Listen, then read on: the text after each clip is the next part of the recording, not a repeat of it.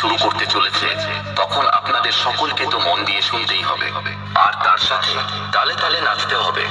আর খলনায়ক সাউন্ড যখন বাজবে তখন 8 থেকে 80 সকলকে নাচতেই হবে। আর খলনায়ক সাউন্ড যখন বাজবে না তখন কেউ নাচবে না। চলুন তাহলে কোমর বেঁধে শুরু করা যাক।